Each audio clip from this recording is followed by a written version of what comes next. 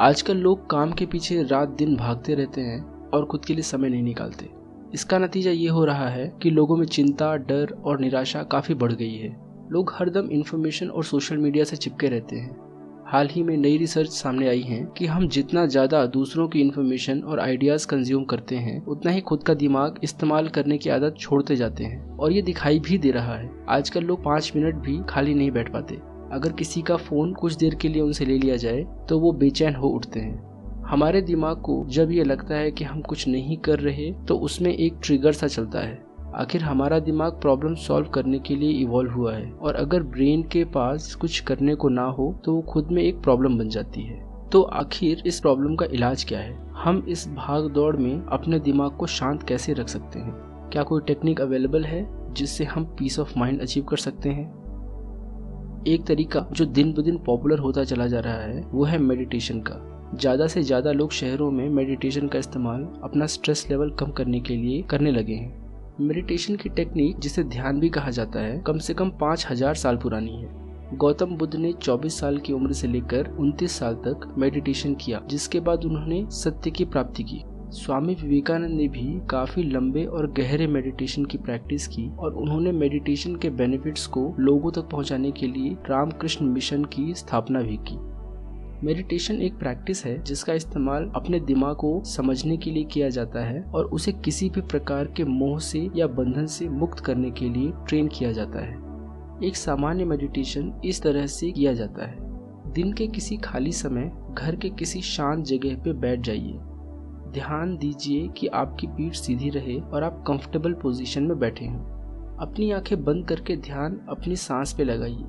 आपका दिमाग वही करेगा जो वो करता है। वो सोचेगा, यहाँ वहाँ भटकेगा। वो आपको काम करने की लिस्ट बताएगा। आपको सुपरमार्केट से क्या सामान लाना है।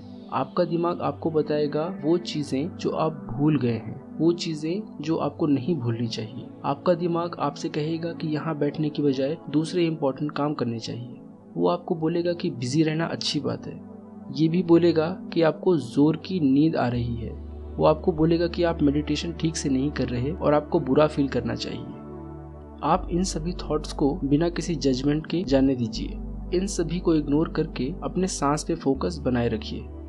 थोड़े समय प्रैक्टिस करने के बाद आपका दिमाग शांत होने लगेगा और आपको एक अजीब सा आनंद और खुशी महसूस होगी। और जैसे जैसे आप मेडिटेशन की प्रैक्टिस करेंगे, ये शांति बढ़ती जाएगी। सबसे ज्यादा जरूरी बात ये होगी कि आपका मन शांत हो जाएगा, आपकी अवेयरनेस बढ़ जाएगी और आप अपने आप के साथ बेहतर कनेक्ट करना शुरू कर देंगे। अब चलिए इसके पीछे का साइंस समझते हैं। अपने दिमाग पर काबू रखना और किसी भी चीज पर अच्छे से फोकस करना हर सिचुएशन में आपके काम आता है। हमारी बॉडी में 5 तरह की ब्रेन वेव्स होती हैं जो अलग अलग एक्टिविटीज के साथ जुड़ी होती हैं। मेडिटेशन का इस्तेमाल करके हम हायर फ्रीक्वेंसी ब्रेन वेव्स से लोअर फ्रीक्वेंसी ब्रेन वेव्स में जा सकते हैं, जो हमारे दिमाग के अलग अलग सेंटर्स को एक्टिवेट करता है। स्लोअर वेवलेंथ्स मतलब हमारे थॉट्स के बीच ज्यादा समय, जिसका मतलब है हम आराम से उन थॉट्स पे फोकस कर सकते हैं जो हमारे लिए फायदेमंद है। ब्रेन वेव्स की पहली स्टेट है गामा स्टेट। हमारे दिमाग की ये स्टेट कुछ भी सीखने के लिए काफी अच्छी होती है और इसमें हम काफी एक्टिव रहते हैं। एजुकेटर्स भी अपनी ऑडियंस को इस स्टेट में लाने के लिए काफी एक्टिव रखते हैं ताकि कुछ भी आसानी से सिखाया जा सके। अगर इस स्टेट में हम ज्यादा देर तक रहते हैं तो एंजाइटी होने का डर होता है। हमारे दिमाग की दूसरी स्टेट है बीटा स्टेट, जिसमें हम दिन के काफी समय रहते हैं। इस स्टेट में माइंड काफी अलर्ट होता है। इसे वर्किंग या थिंकिंग माइंड भी कहते हैं। इसमें हमारा दिमाग काफी एनालिटिकल होता है और प्लानिंग करता है। तीसरी स्टेट है अल्फा स्टेट। इसमें हमारा दिमाग थिंकिंग माइंड से धीरे धीरे शांत होने लगता है। हम काफी काम और पीसफुल महसूस करते हैं।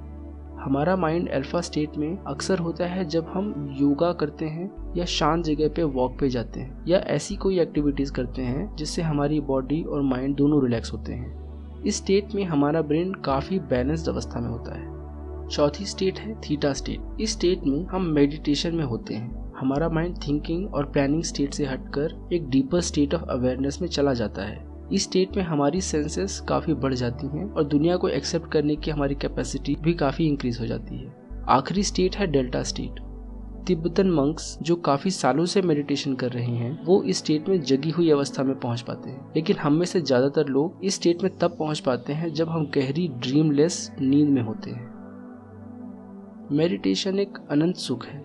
जब आप मुश्किल वक्त से गुजर रहे हों तो आप अपने अंदर शांति खोज सकते हैं, लेकिन जैसे किसी भी मंजिल तक पहुंचने के लिए काफ़ी बार प्रयास करना पड़ता है, वैसे ही मेडिटेशन के लिए भी थोड़ा प्रैक्टिस करनी पड़ती है। 20 मिनट सुबह और 20 मिनट काम से आने के बाद आमतौर पे काफ़ी होते हैं।